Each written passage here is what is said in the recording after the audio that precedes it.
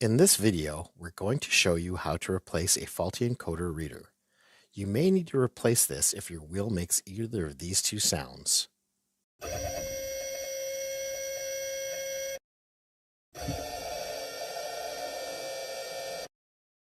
This video is applicable to the RK3D, RK3E, and the Whisper T. The tools you will need to replace the encoder reader are a number 2 Phillips screwdriver, a 3mm Allen wrench, and a pair of diagonal cutters. You will also need 2 plastic zip ties. Turn off and unplug your wheel. Locate the 8 motor cover screws. Remove them using a number 2 Phillips screwdriver.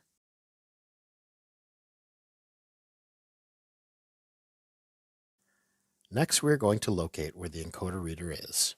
It's plugged into the control board in the second slot and is mounted on the motor bracket underneath the encoder cover.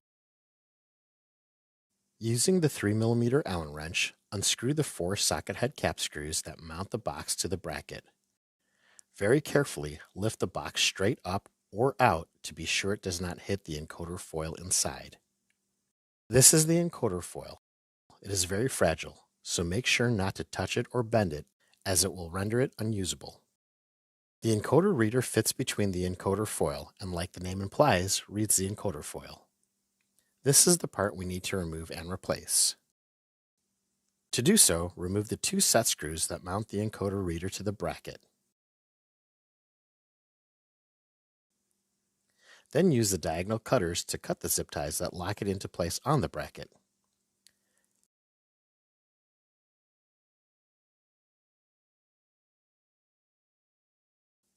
Carefully slide the encoder reader out and away from the encoder foil. Next, cut the zip tie that locks the encoder reader harness into place on the control board.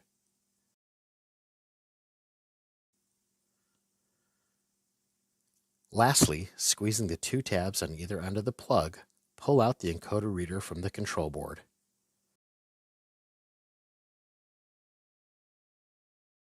Here is the old encoder reader. Here's the new one. Be sure not to mix them up by discarding the old one.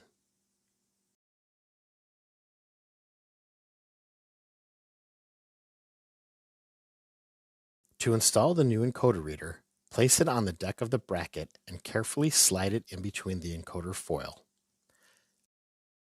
Take special care not to hit the foil with either your fingers or the encoder reader. From the top looking down, the center dot on the encoder reader must hover above the patterned band on the foil. Holding the encoder reader down, replace the socket head cap screws to mount the reader back in place.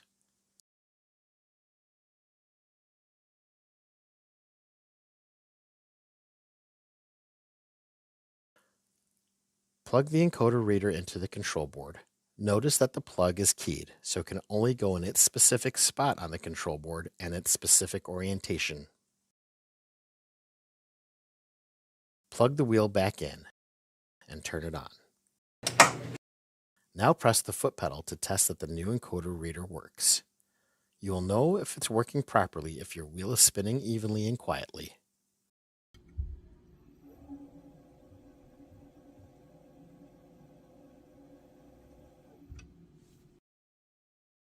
Carefully place the lid back on again, making sure not to touch the encoder foil. Replace all 4 socket head cap screws.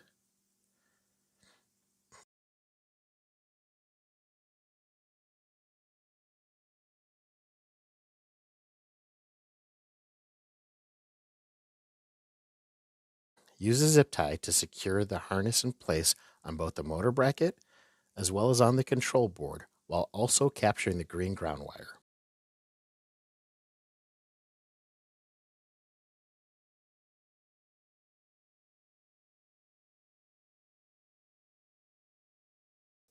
Lastly, replace the motor cover and all 8 motor cover screws.